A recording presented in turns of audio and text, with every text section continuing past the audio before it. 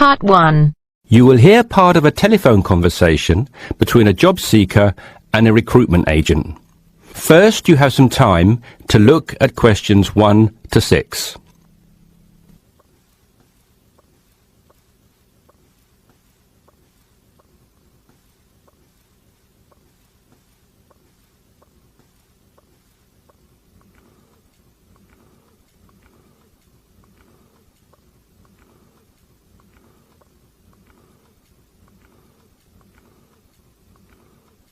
You should answer the questions as you listen because you will not hear the recording a second time. Listen carefully and answer questions 1 to 6. Yes, so that's Janet Thompson. Would you like me to spell it? If you wouldn't mind, thank you. Just the surname, please. No problem. It's Thompson. Great. Now, Janet, before we go through the openings I have here in front of me, might I just take a few more details to complete your profile on my system? Of course. What would you like to know? Well, let's start with your email address, please. OK, janthompson@hort.net. I see. Is that Jan as in Jan? No, that wasn't available. I had to make do with Jann. Here, let me spell it for you again, just to be sure. JANNTHOMPSON@hort.net. Much obliged. And could I ask, do you have your referee details to hand? Yes, what do you need? I need one work reference and one character reference from a friend or colleague. OK, for a work reference, there's Jane Foote. She's my former boss at Bermuda Girls' School, head of English. OK. My personal referee is Monica Carbody. Mon and I have been best friends since we met in Bermuda in 1991, when she was deputy head of English under Mrs. Foote. Perfect. And you mentioned, of course, that you're an English teacher, but are there any additional subjects you're qualified to teach? Yes, I have a diploma in special needs, and I can also do history to GCSE level. Very good. Before listening to the rest of the conversation, you have some time to look at questions 7 to 10.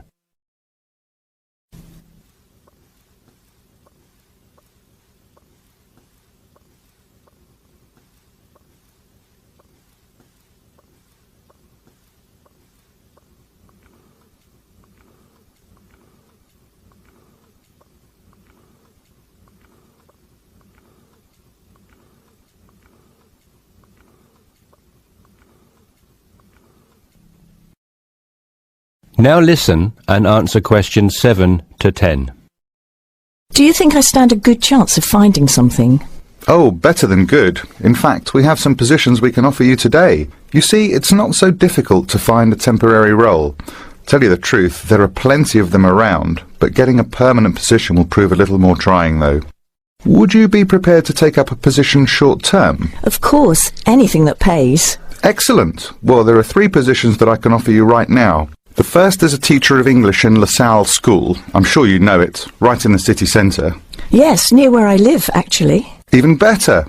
Well, it's a 6-month contract, and the very attractive thing about this role is that the head of English at LaSalle will, if she's satisfied with your performance after 6 months, offer to make you a permanent member of staff. Wow, that's food for thought. It certainly is, bearing in mind what I said before about how hard it is to find a permanent role. The second position I have to offer you is in a school near Chelsea. It's called the Chelsea Free School. Are you familiar? I can't say that I've heard of it. Well, this contract is for 1 year, which is a lot better, looking at it from a short-term job security perspective, than the first role I mentioned. But you also have to realise that you are a temporary replacement for a female teacher who has taken maternity leave. There is no prospect of the position being made permanent. I see. I have one other vacancy at the minute, though I doubt you'll find it quite so appealing. It's situated in rural Cambridgeshire. I'll spell that just in case you want to take it down. CAMBRIDGESHIRE. And the school simply goes by the name Cambridge, though it's not in any way related to the other more well-known establishment of the same name. I was just going to ask that. What a lovely location, though, eh? Yes, but there's a catch. It's only a 6-week contract to cover for someone on extended sick leave. I see. Well, I guess that's ruled out then. What sort of salary can I... That is the end of part 1. You now have half a minute to check your answers.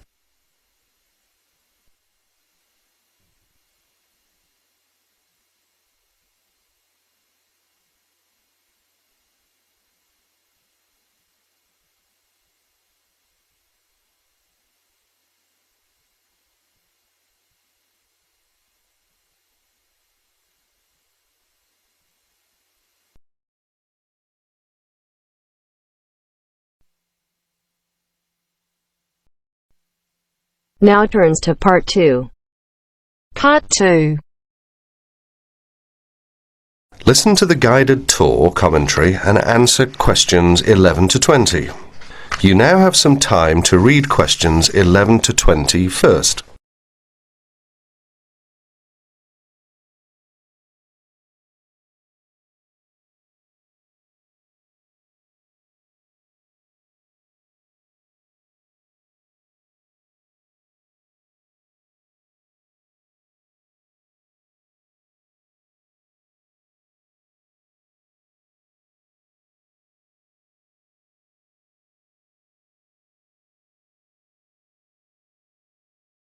Welcome to the library tour.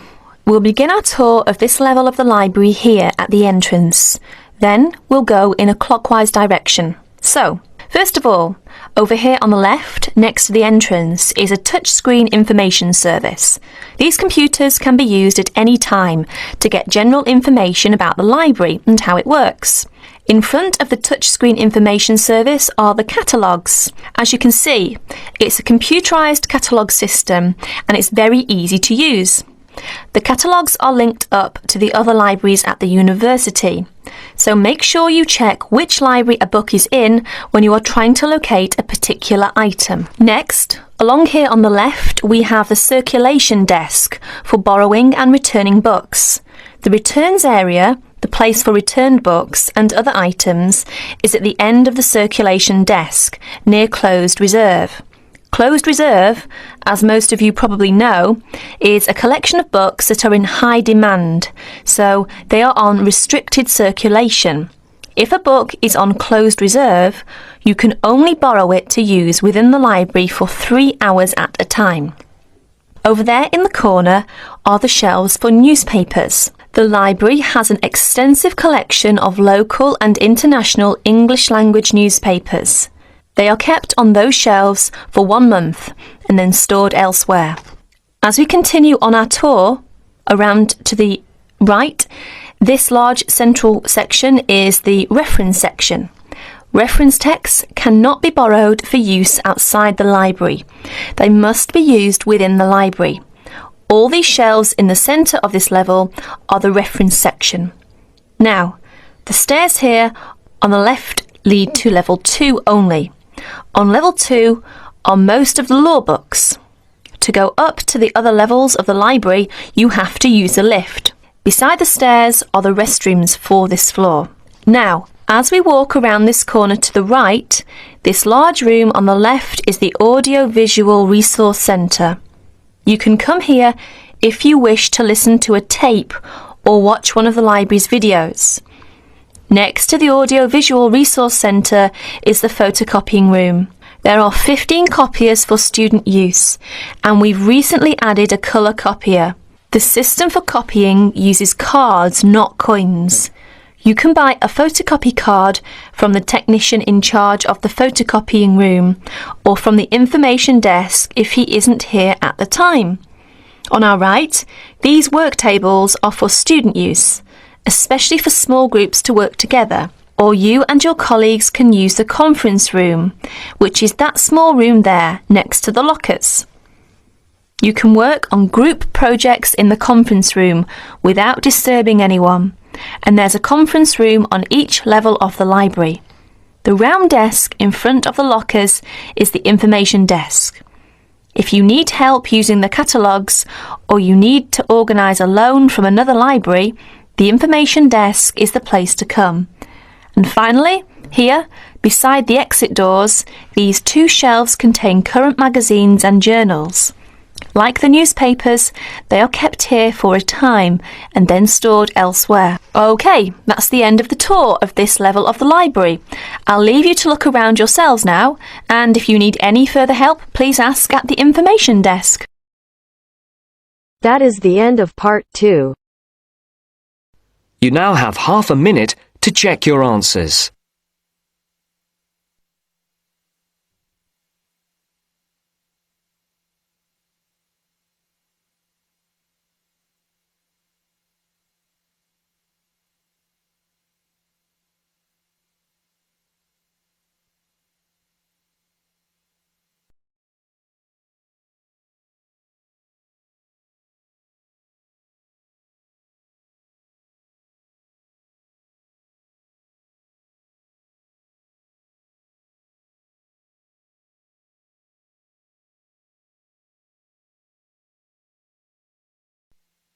Now turns to part 3. Part 3. You will hear two business studies students, Evelyn and Mark, preparing for a seminar presentation. Before you hear the conversation, you have some time to look at questions 21 to 25.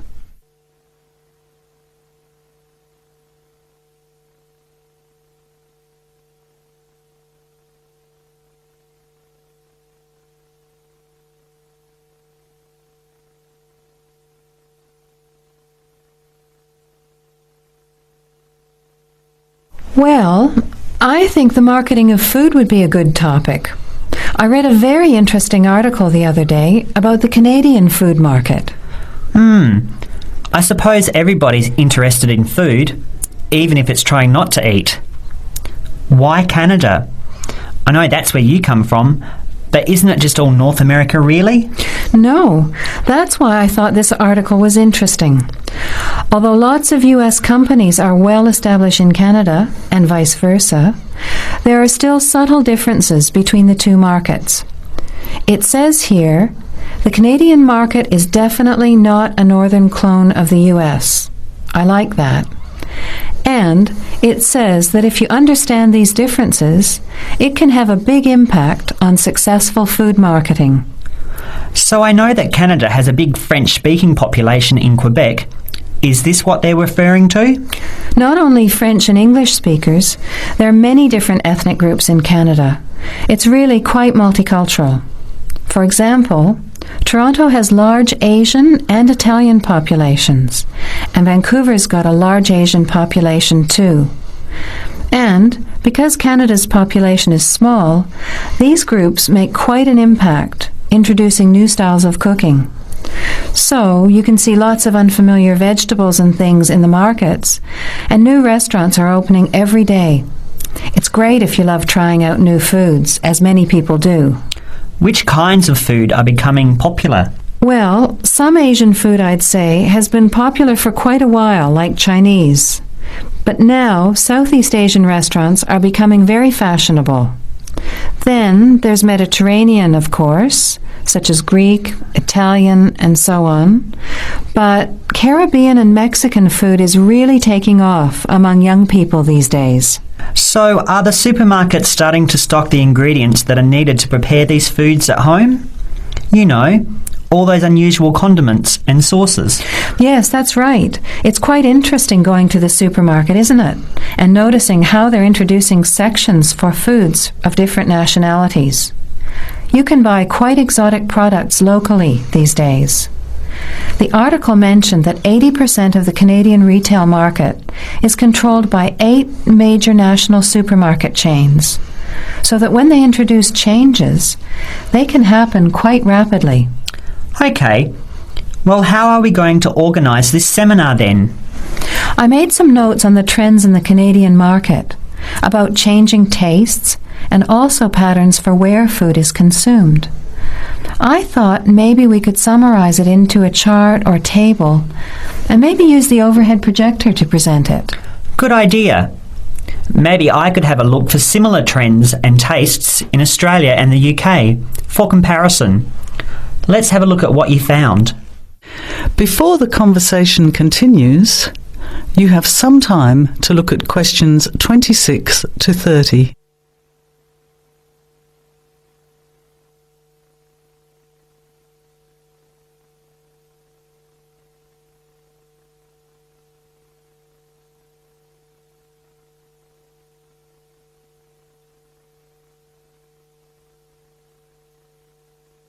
Now, as the conversation continues, answer questions 26 to 30. The most significant trend, it seemed to me, was that Canadians are definitely interested in healthy food. For example, did you know that salads are the third most commonly eaten food in Canadian restaurants? Really? What about organic food then? Is that becoming more popular? Yes, it's definitely moving into the mainstream compared to a few years ago. And a recent survey showed that 4 out of 5 shoppers said that they check the fat and nutritional information on the packet when they're deciding what to buy. What other trends did you find out? There's one change I noticed straight away when I was home last year in the meat department. You know, here the meat packaging says rump steak or 4-quarter chops and so on. Well, they discovered that most consumers these days didn't know what to do with these roasts and rounds and ribs. So the government approved a new naming system for cuts of meat, which is related to the required cooking technique. What a good idea. I've never really understood the difference between sirloin, rump, round and all those names. So how many new categories are there? 8. There are 3 kinds of steak, for grilling, for marinating and for simmering. And then there's what they call quick-serve beef, for stir-fries, I suppose. And premium oven roast, pot roast and stewing beef. It's a great idea, isn't it? I hope it catches on here. I agree. Any other trends that you thought were significant? Well, what's really interesting is what the article called mobile meals. In other words, more and more Canadians are eating meals away from home, but not just eating more junk food. They're projecting a 40% increase in snack food sales over the next 3 years, and the growth is coming from healthy snacks. You know, the ones that have less cholesterol and fat, such as muesli bars, health food bars, and those types of products.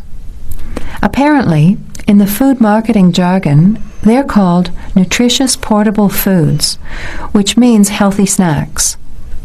The other major trend is that young people are doing more of the food shopping these days, so marketing has to be aimed more at them, as well as more conventionally at the mother. Thanks, Evelyn. I think we'll have an interesting discussion about these trends and the comparisons with other English-speaking countries. I'll see if I can get some information about them to compare with yours, and meet you on Friday to put it together. See you then. Bye. That is the end of part 3. You now have half a minute to check your answers.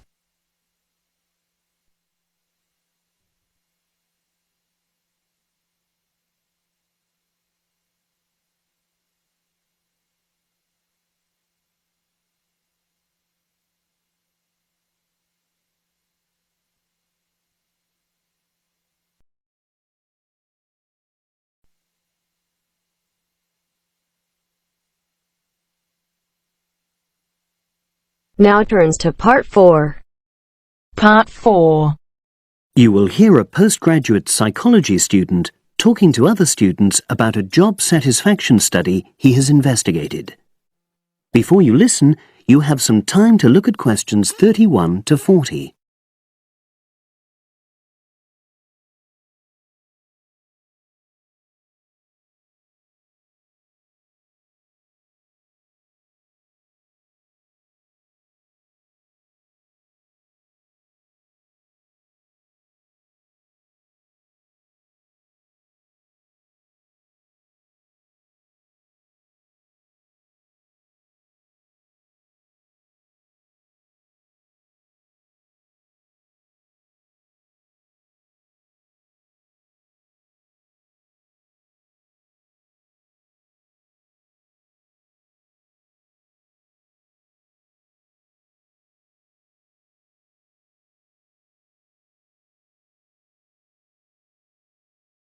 Now listen and answer questions 31 to 40. Good morning, everyone. For my presentation today, I'm going to report on an assignment that I did recently. My brief was to analyze the methods used in a small study about job satisfaction, and then to make recommendations for future studies of a similar kind. The study that I looked at had investigated the relationship between differences in gender and differences in working hours and levels of job satisfaction amongst workers. For this purpose, employees at a call center had been asked to complete a questionnaire about their work. I'll summarize the findings of that study briefly now. First of all, female full-time workers reported slightly higher levels of job satisfaction than male full-time workers. Secondly, female part-time workers reported slightly higher levels of satisfaction than female full-time ones did. On the other hand, male part-time workers experienced slightly less job satisfaction than male full-time workers. But although these results seemed interesting and capable of being explained, perhaps the most important thing to mention here is that in statistical terms, they were inconclusive. Personally, I was surprised that the findings hadn't been more definite, because I would have expected to find that men and women, as well as full and part-time workers, would experience different levels of satisfaction. So I then looked more carefully at the methodology employed by the researchers to see where there may have been problems. This is what I found. First of all, the size of the sample was probably too small. The overall total of workers who took part in the survey was 223, which sounds quite a lot, but they had to be divided up into subgroups. Also, the numbers in the different subgroups were unequal. For example, there were 154 workers in the full-time group, but only 69 in the part-time group. And amongst this part-time group, only 10 were male, compared to 59 who were female. Secondly, although quite a large number of people had been asked to take part in the survey, the response was disappointingly low. A lot of them just ignored the invitation. And workers who did respond may have differed in important respects from those who didn't. Thirdly, as the questionnaires had been posted to the call center for distribution, the researchers had had very limited control over the conditions in which participants completed them. For instance, their responses to questions may have been influenced by the views of their colleagues. All these problems may have biased the results. In the last part of my assignment, I made recommendations for a similar study, attempting to remove the problems that I've just mentioned. Firstly, a much larger sample should be targeted, and care should be taken to ensure that equal numbers of both genders and both full and part-time workers are surveyed. Secondly, the researchers should ensure that they are present to administer the questionnaires to the workers themselves. And should they require the workers to complete the questionnaire under supervised conditions so that the possibility of influence from other colleagues is eliminated. Finally, as workers may be unwilling to provide details of their job satisfaction when they are on work premises, it's important that the researchers reassure them that their responses will remain confidential, and also that they have the right to withdraw from the study at any time if they want to. By taking measures like these, the reliability of the responses to the questionnaires is likely to be increased, and any comparisons that are made are likely to be more valid. So, that was a summary of my assignment. Does anyone have any questions? That is the end of part 4. You now have half a minute to check your answers.